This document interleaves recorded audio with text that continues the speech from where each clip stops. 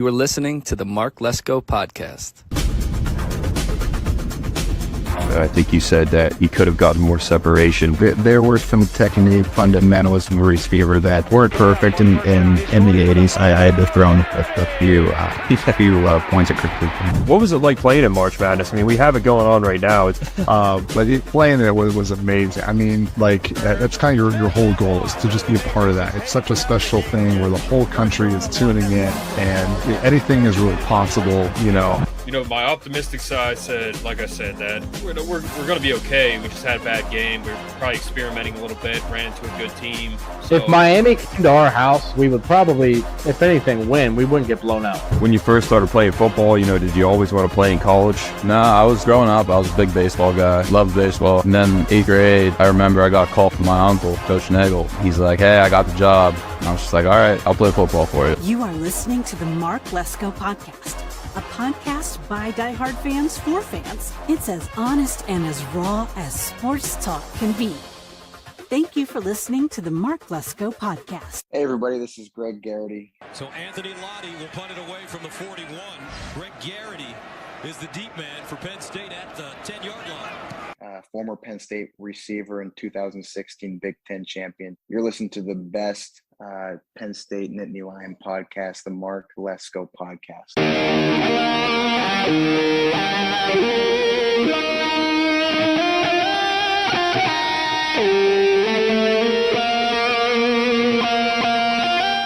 All right, everybody, welcome back into another episode of the Mark Lesko Podcast, joined by AJ Wallace, former Penn State legend. You're a legend in my book, man, that's for sure. I appreciate it. Yeah. I followed pretty much your whole career, AJ, from the time you signed with Penn State to your playing days at Penn State and on into the NFL. And then after that, now you're into bodybuilding, which is kind of how we connected. Yeah. Because I do that too. So I don't do physique. That's what you do. I just do mainly bodybuilding. But okay. Yeah, man. Your time at Penn State, you were a lot of fun to watch. You were fast, like yeah. Fast. You know, a lot of people put you and Justin King kind of into that same realm in the sense that you guys were both pretty similar players. Mm-hmm. And to me, man, like that 05 class, Derek Williams, Justin King, Deion Butler, Jordan Norwood, you know, that was one of the biggest classes we ever had at Penn State. And, you know, put Penn State back on the map, really, because they had those down years. And then you signed in 2006. And to me, you're right in there with all those guys in the sense that you came to Penn State when you could have gone pretty much anywhere. You were recruited by everybody. Mm-hmm. So as a fan, man, diehard fan, thank you for what you did for Penn State, what you did at Penn State, because that means a lot to the fans especially. So thank you for being like a pioneer, getting us back on the map, because we're still there, man. That class, pretty much, it hasn't stopped since. So thank you for being one of those guys. No problem. I appreciate that too. Yeah. So first and foremost, why did you pick Penn State over other schools? You were recruited by Florida State, Miami, Ohio State too, right?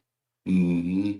It came down to the night before signing day, really. I initially committed to him at the U.S. All-American game, but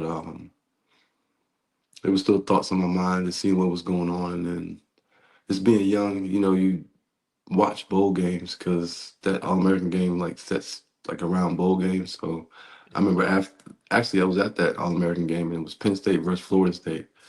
And in my head, I was like, all right, well, whoever wins this game, that's where I'm going.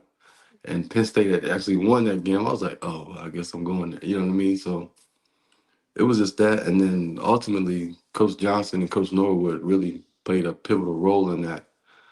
Just the way that they treated me. Coach Johnson actually coached at my high school that I went to. So that kind of played a role. He knew the ins and outs of that area. And like I said, Coach Norwood, he played a big role as well. Just the kind of person he is, the kind of man that he was. Just honest people, I feel, in my opinion, that they were with me. You know what I mean? You go to these other programs. I'm not saying they didn't say it to anybody else, but you go to these other programs. Oh yeah, we put you right in. You know what I mean? You'll be this guy. You'll be this guy. And I'm just like, I know I have to work for something. It's not going to come that easy. So you just kind of had to find your way through the smoke or the fog or whatever, and then realize what you feel is the best fit for you at the time. Yeah, I do remember that, man. Because you played. Tim Tebow was on your team. Percy Harvin. Yeah. There was a lot of big names in that game, Mm-hmm. and there's been a lot of big names in that game in the past, like Reggie Bush, and I mean everybody was in that game. Brady Quinn. Yeah. So to see you in that was cool. And then you and Maurice Evans both committed together. Mm-hmm. I remember your parents were retired Army, so that is, that was a big deal. I was like, not to age both of us, but I was like 13 when that happened. Wow. And I Okay. remember that, man. It was a big deal because, like I said, there was the down years there in the early 2000s, and then that '05 class, '06 class, you guys, because that was Chris Bell and Jared Odrick too were in that class. Mm-hmm. So that was to keep that going was awesome. And it's funny to hear you say about the bowl game because we almost lost. Mm-hmm. It was like 3 overtimes or something like that. I was up Yeah. late, but we pulled it out. So Yeah. when you got to Penn State, so you say Coach Johnson, is that Larry Johnson you're talking about? Yeah. Okay, Very that's good. what I thought. So I went to Penn State football camp for like 8 years, so I had all those guys too, and they were great. So when you got to Penn State, I mean, you played pretty quickly. Mm-hmm. What was it like when you got there? I mean, what was it like as a freshman? When I first got there, it was kind of just a little buzz because I knew Justin kind of, and I guess the word got out like, oh, you're supposed to be doing what I was doing. So he was going to go full time defense, and I was going to be that back and forth offense defensive player. So that was the real pitch that they had when they was recruiting. So they actually came through on that, and I remember it was maybe 2 weeks into camp, and I pulled my hamstring, and I felt like my world was collapsing. And so it was just kind of hard just getting my head straight and getting on back the track with that. But just also realizing the different type of football that was being played. You know what I mean? It's big fellas out there. Those hits feel a lot different than when you was back in high school. And the people you sometimes could run away from a breaking angle, you kind of have to do something a little extra to do that. You know what I mean? So everything just played a role. You had to be on top of your sleep. You had to be on top of your meals. You had to be on top, basically, of your game and film study. I mean, that played a big role. Film study in high school, I was like, what is that? Like, when I watched film, it looked like I was just watching my highlights. So, like, I really never paid attention. So, being in that film room and having to study and learn everything, it was definitely a different,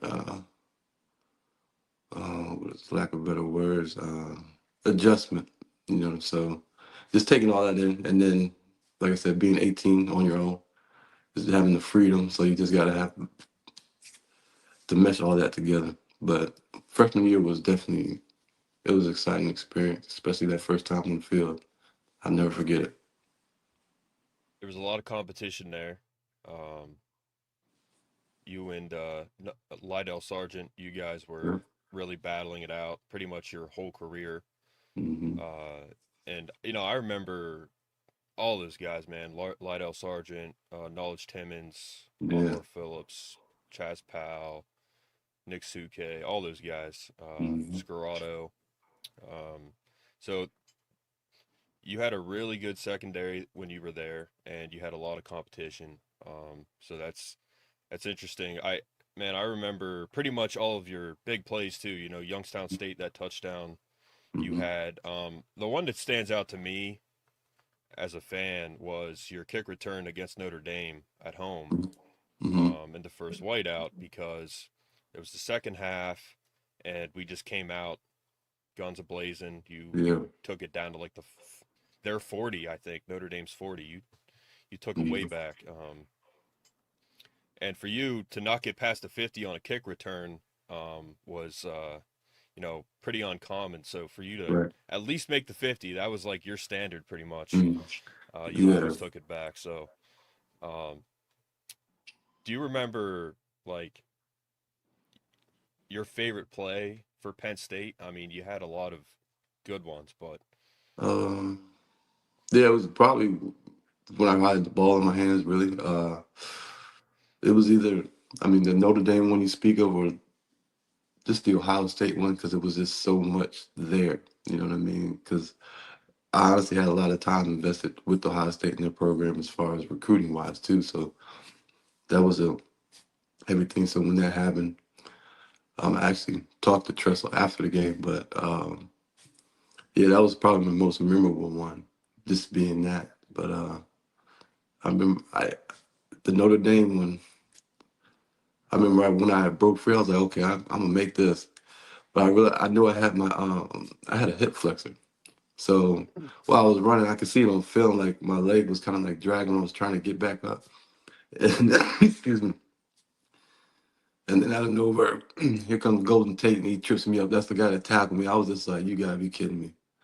So although I was excited, I was like, man, I should have took this to the house, because Derek, I believe he had a punt return in the first half. yep. So I always tried to match that. I was like, okay, I need to set the tone, set a spark. You know what I mean? Get us rolling. Yeah, it was you and Rodney Kinlaw back on that play. Hmm.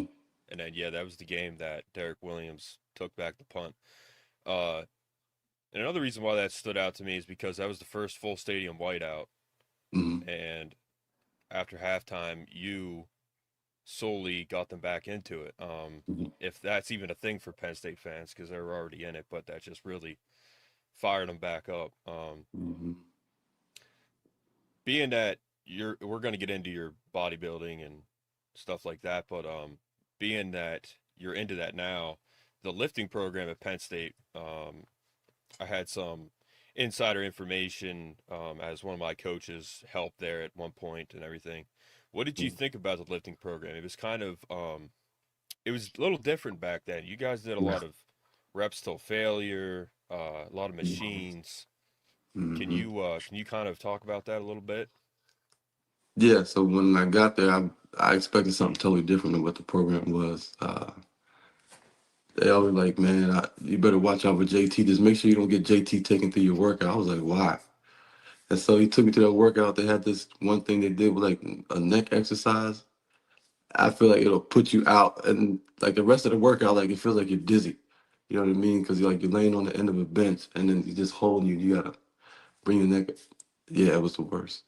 So that was probably the worst feeling I had. But other than that, it was more so I felt like we did one of everything.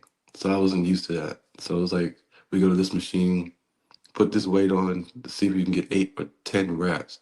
And it's like failure on each exercise. And then you just move on. Then they had like the real for the bench that's like the bars were like thick like this. Mm-hmm. And so it was I don't even remember benching too much while I was there. So but that was as far as the weight program. The conditioning stuff was conditioning really. You run. There's only so much you can kind of do at this point, you know what I mean, as far as teaching speed and everything, but just get people conditioned. But the weight program definitely it was a little different. And then looking back on it, you kind of wonder what teams were doing because they would look different than what we would. You know what I mean? We were just kind of like big solid guys, and Mm-hmm. some teams coming in looking like they do bodybuilding. You know what I mean? So I'm just like, well, what are we doing? Especially when we played USC, I was just like, yo, there's something in the water in Cali because they look different. But yeah. Yeah, you guys basically were bodybuilders. I mean, that's what you were doing, Hmm. because that's pretty much what bodybuilders do. Heavy reps till failure. And you guys didn't do a lot of free weights. Hmm. I know you did some dumbbells and some incline bench and stuff like that, but it was mainly machines. Hmm. And yeah, you talk about the Rose Bowl, USC. Yeah.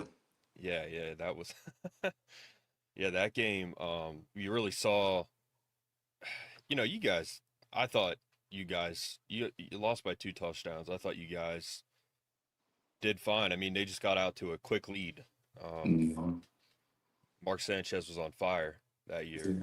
He had a But hot hand. yeah, but I do think that USC was the best team in the country that year, and if you guys played, I think it's Oklahoma or Florida, I think you would have had a better shot. Hmm. USC was just so good; they were stacked. But it's interesting that now, do you think that if you guys were doing something a little different, it might have correlated better to the field? Is that what you mean, or? Uh, I don't even know if that's the aspect of it because the guys that I was surrounded by were strong.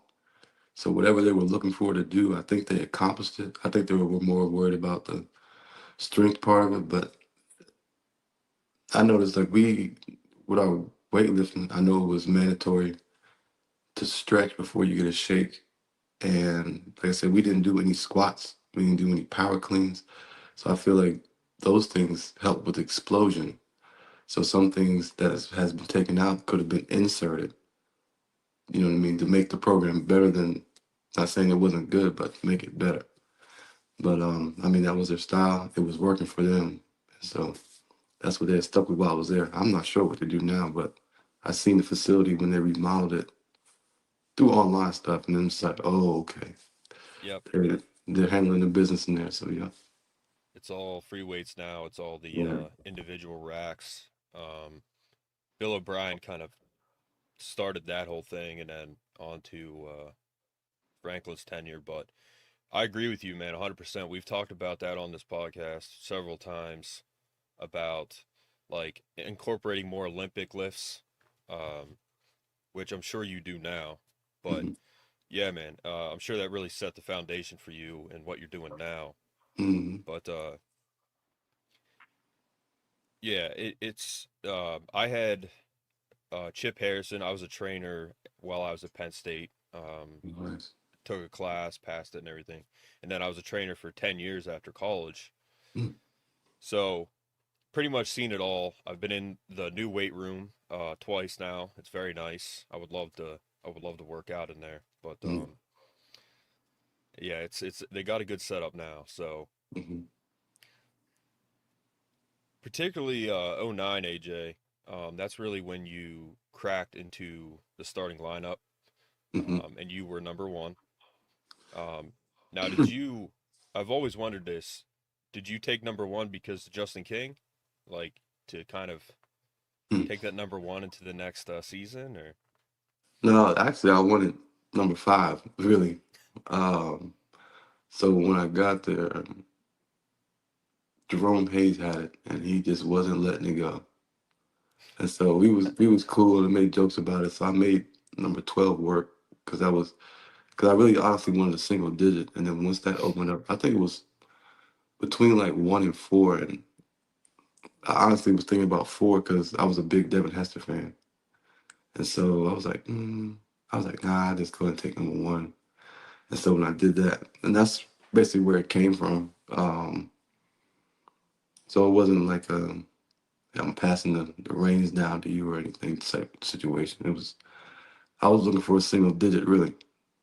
Just wanted a single digit. Okay. Yeah. Well, back then, did they have the same number on both sides of the ball? Well, not for me because, I, excuse me, as much as they didn't use it, I still had plays that I would do on offense and then special teams wise. So they really couldn't carry that number, but they doubled up some numbers. But True. if you were conflicting with a special teams or something like that, they just made sure that person only had it. Yeah. Graham Zug was number 5 on the offense. I know that. Hmm. But yeah, that's interesting. Okay. He had some Now, hands too. what's that?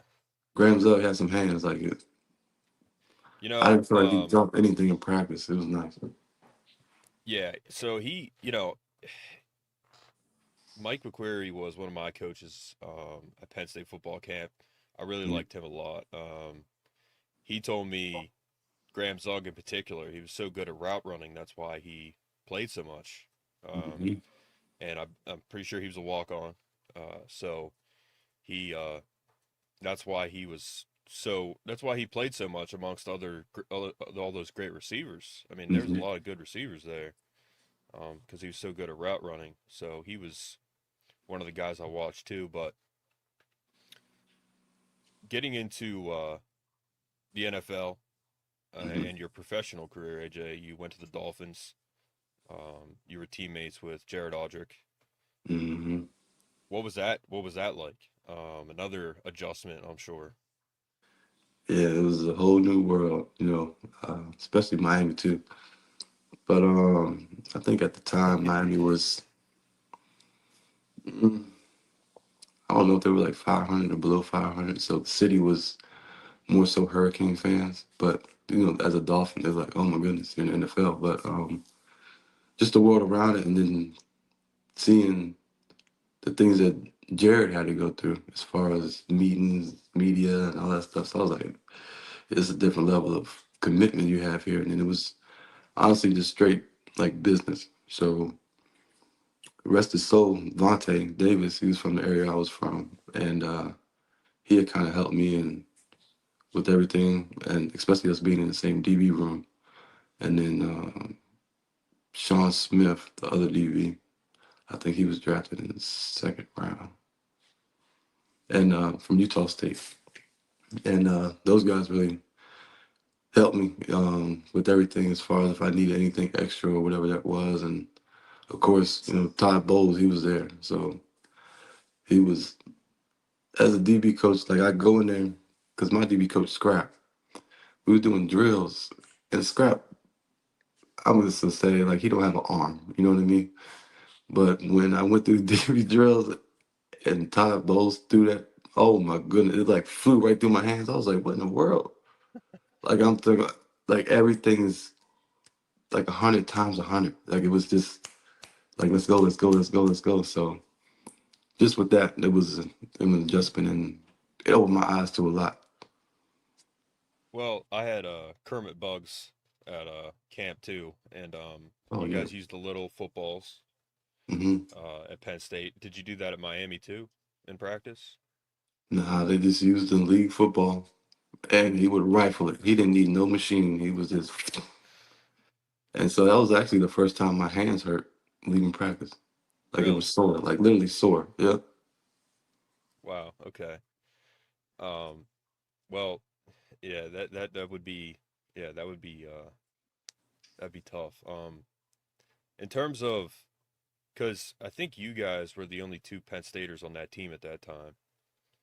Um, in terms of like you and Jared, Jared was a first round pick, Hmm. and then you were undrafted. Like, what kind of did you guys have a rapport there when you went to the NFL Yeah. I at mean, all? I hung out with Jared like when we was in college and stuff, and we both like had our different groups of friends there, but we kind of meshed with football in some other spaces. But when we got there, Jared definitely helped me with some things, and as a first round draft pick, he hears things that what I'm saying, somebody maybe like me wouldn't hear. So he would tell me, like, hey man, just keep pushing it. You're doing good, blah blah blah.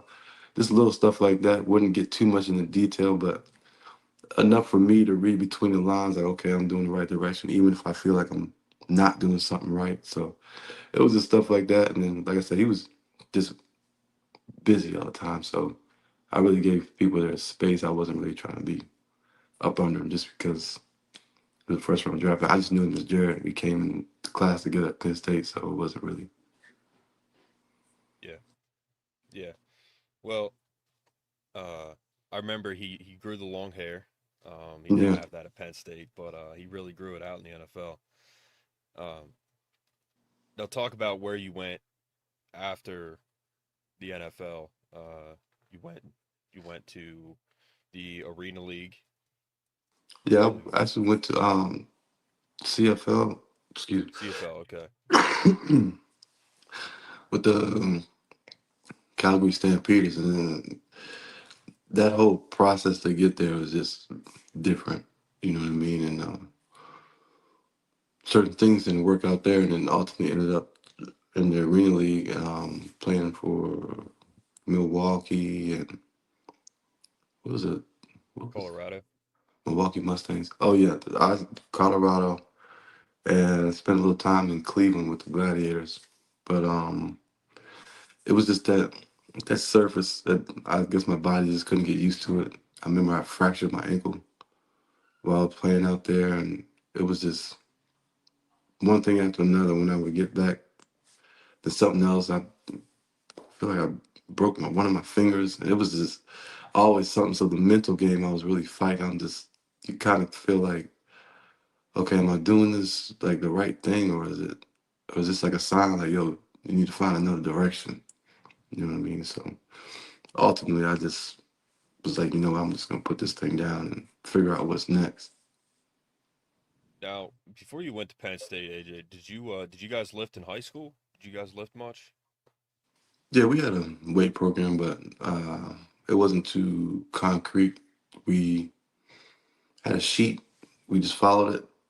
We went around the gym. We had a gym partner and do that. Yeah. So then basically, I think like the excitement really came from was when it was time to max and everybody get your name on the board, who has the most reps in the bench or who maxed out the most in the bench. I was never a bench guy.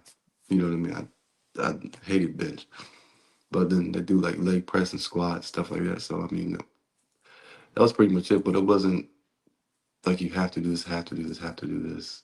I kind of picked and choose what I did just because of, I guess, my on-field performance allowed me to do that.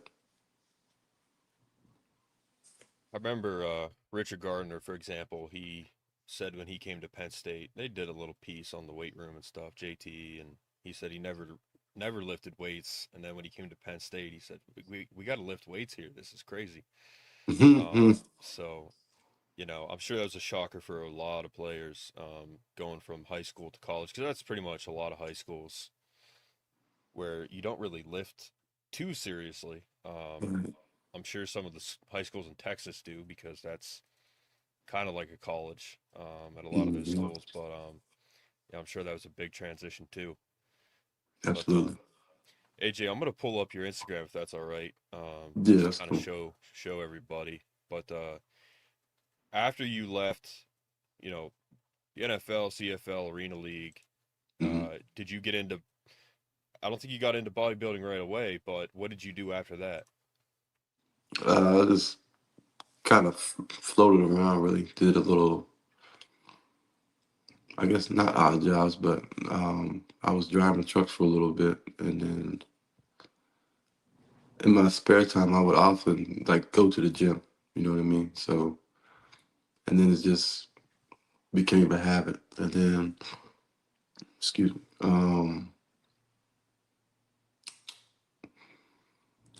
I can't remember what sparked the interest. Matter of fact, it was a guy that I played arena football with in Milwaukee. He got into bodybuilding and did men's physique. And I saw it, I was like, what? I was like, oh yeah, I could do that. Because I always was interested in it, but I was like, I'm not wearing no thong on stage. I'm not doing this. Just the typical, you know what I mean? Like, nah. But when I seen that, I was like, oh yeah, boy shorts, yeah, I can dig that. And that was at a time to where as though I think that was 2012. So the shorts were humongous at that point, you know what I mean? Mm-hmm. So compared to now. But that's where the first interest getting into it. And then I trained like I was going to do that, but never really committed to it. Just the simple fact of like a stage fright kind of thing. Like, damn, I got to go on stage and do these poses. And I was like, eh. So I kind of like shied away from it and still just worked. But around 2000, was that 19? I got approached by somebody and it was like, asked me if I competed. I was like, nah. He's like, man, you should do it, blah, blah, blah. So me, I just go do my research. I was like, okay, let me see where I'm at compared to where these people are at. And I was like, oh, with a good meal plan, I think I can pull this off. And then started doing that, then boom, COVID strikes full force, shuts gyms down, everything. And so I was like, well, I don't know. It was fun while it lasted, I guess. And then I continued just to go to the gym, like kind of like here and there. And then it just got to a point to where I was like, okay, let me see what this is about again. I need something to really absorb my time. And so to Yeah. keep me on the schedule. Yeah. I've always said this about college athletes, pro athletes. You guys already have the physiques. You're hitting the weights. Get Hmm. into bodybuilding because you already have a leg up on so many other people that don't have that background. So I'm glad you Right. got into it, man. How are you on time? You good right now? Oh, yeah, you can keep going. Yeah, it's Okay. fine. Yeah. So I'm glad that you got into that, man. We know some similar people. Hmm. What got me, it sounds like kind of your story too. What got me into lifting is when I went to Penn State in 2011, I did a walk-on tryout for football there in Haluba, and that was when Joe was still there. Hmm. And I was lifting for that tryout because I did some powerlifting and stuff in school, and I did sports, football, track, but I didn't really lift, man. And I was skinny. I was like 170 pounds, 6'1", 170 pounds. I was a beanpole, man. Hmm. And I really started hitting the weights, and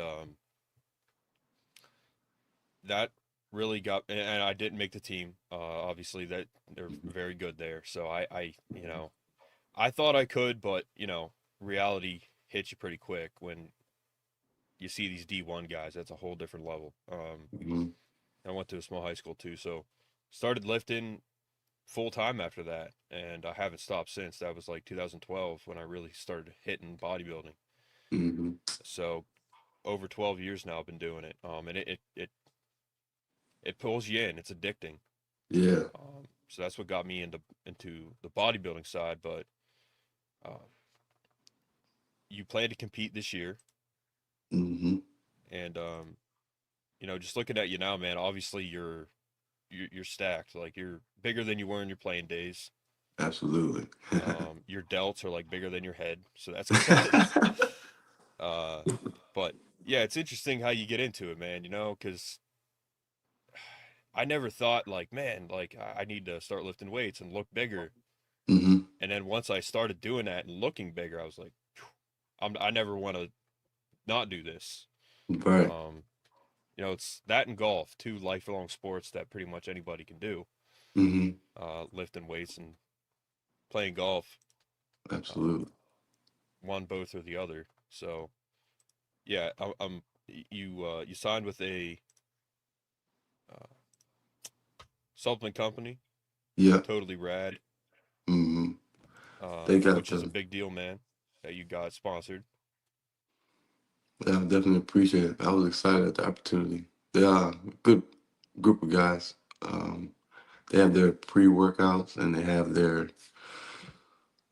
pup supplement, and so they also sell apparel. But yeah, I met them actually through a friend in the gym that I was working out at, and that's how that came about. And then it just kind of just took off from there, which was pretty cool. So I Do you know Callum Von Moger by chance?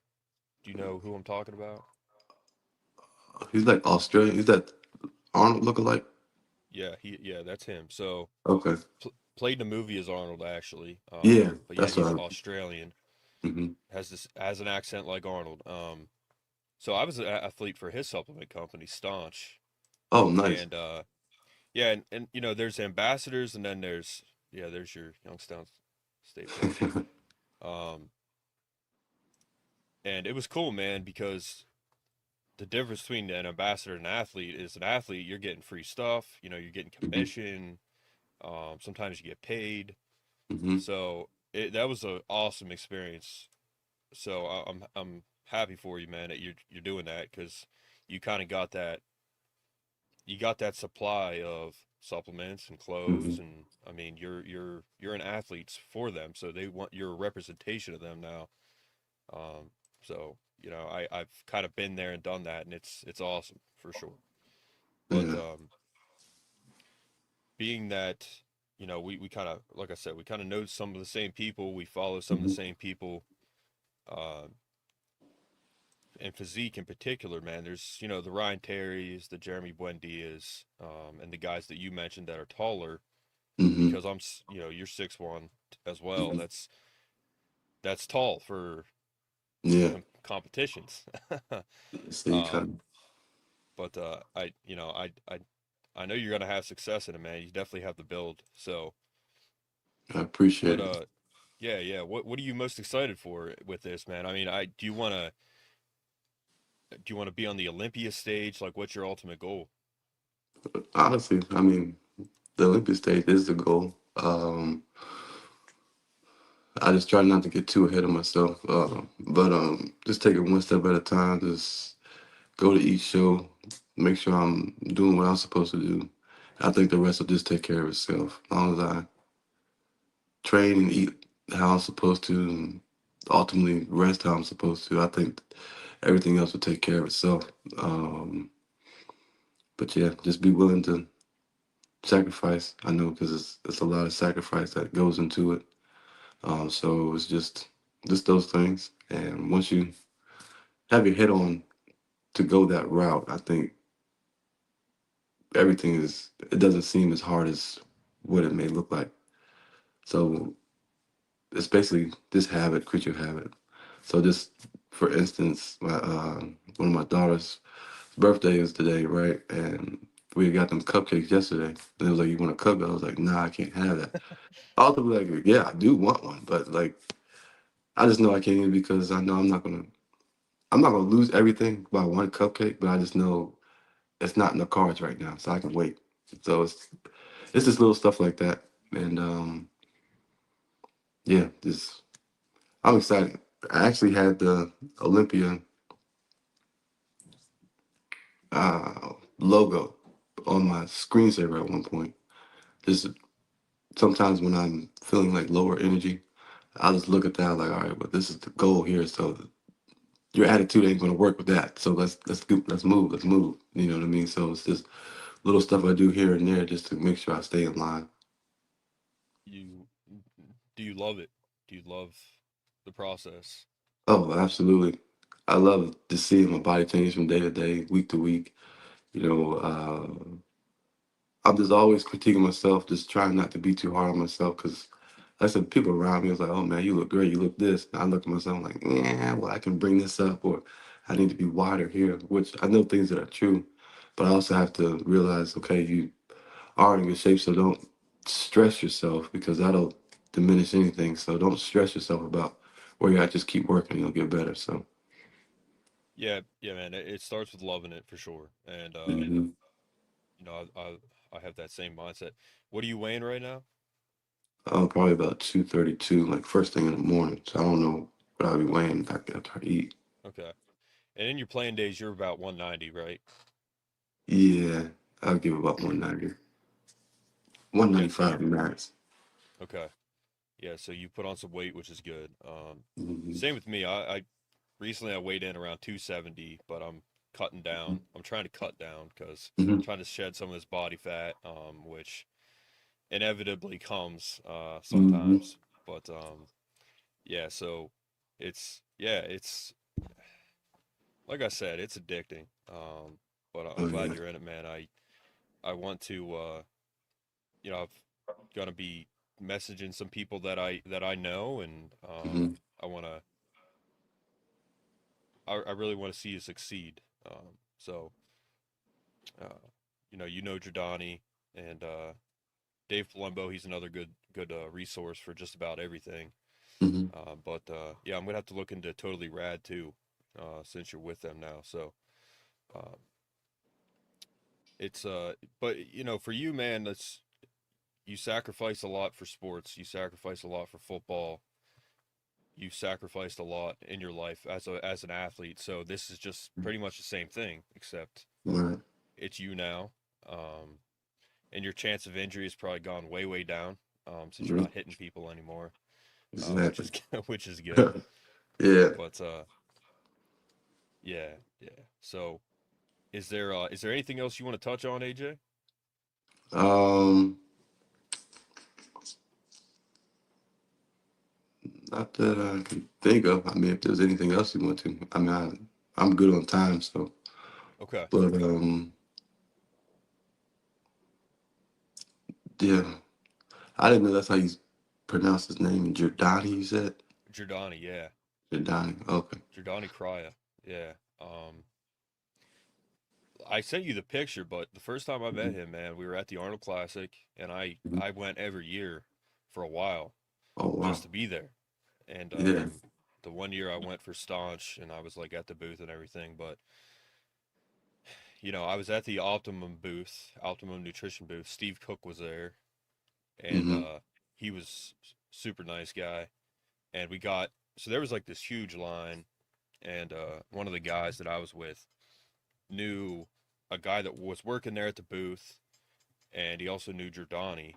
So Mm-hmm. we went right in the back and kind of skipped the whole line. It was cool, and Nice. got a picture with Steve Cook, and then met Giordani, and he was such a nice, humble guy. Um, Mm-hmm. and if he kept competing, man, he would have been probably up there in the Olympia stage, like fighting for a win. He had a Mm-hmm. really good physique, and the only show that I actually ever almost did was a physique show as well. Mm-hmm. But I had an injury, so I couldn't do it. But it was cool to meet him, and then I've just been following him ever since. That was like 2017. So yeah, he's a mentor to a lot of people. Mm-hmm. Everything he's been through and what he's doing now, he's come a long way. But is there anybody in the fitness industry that you really follow? You mentioned a couple names, but is there anybody that? Yeah, the guy I really keep my eye on is this Aaron Banks. Um, like I said, it's this the stature. You know what I mean? And like just coming from sports, I can get the personality, and I like the way he comes off as just. Some people think it's arrogant, but I think it's just confidence in his ability and what he knows he can do. You know what I mean? So in sports, that's just all it was. Football especially. It's just you get a little trash talk. You know what I mean? We're just gonna back it up, and then we're gonna move on after that. You know what I mean? Because after games, you'll see everybody dapping him up, even though if you get the pushing and shoving during the game. So I really don't think his uh, talking like warrants some of the, I guess, comments or stuff that people say about him. But I think like I like his confidence in himself. You know what I mean? And then ultimately, as it's shown in the pictures, it's like his stature and his physique is just one that you can try to model after. So this is definitely good motivation. Yeah. So like Dave Palumbo, for example, he's one of those old school bodybuilders, Hmm. mass monster. He was 260 on stage, which is insane. To be that big on stage, he never even got his pro card, man. Like that's how hard it was to get a pro card back then. But physique, like those old school bodybuilders, man, they make fun of physique. I don't get it because it's great. They say they don't do legs, which I'm sure they do. Absolutely. And you do. Hmm.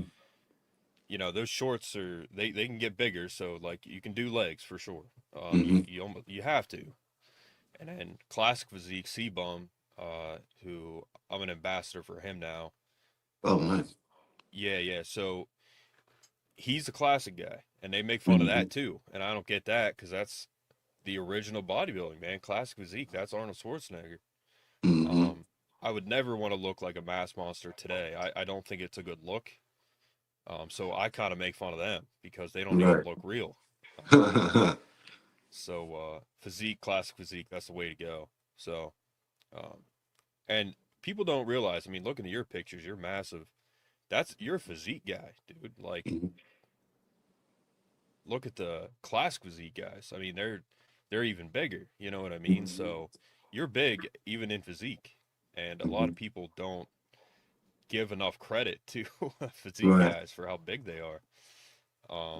So yeah, Aaron Banks is a good one, man. He's a good one to he's a good one to follow. Even the Arnold stage would be an accomplishment to get to that point.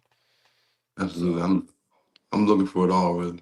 You know, so I'm just going there, and however long I decide to do this, I'm gonna just go full tilt and try to maximize my potential. You know what I mean?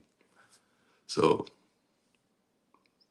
I know you got to do regionals, national shows, and then get your pro card, and then I'm gonna fight to get a spot. You know what I mean? Get my name out there, and basically do what I came here to do. You know what I mean? So that's what. yeah, just like you did in Penn State, man. You fought for a spot, got your name out there, and you know, you're doing that now with the bodybuilding world. So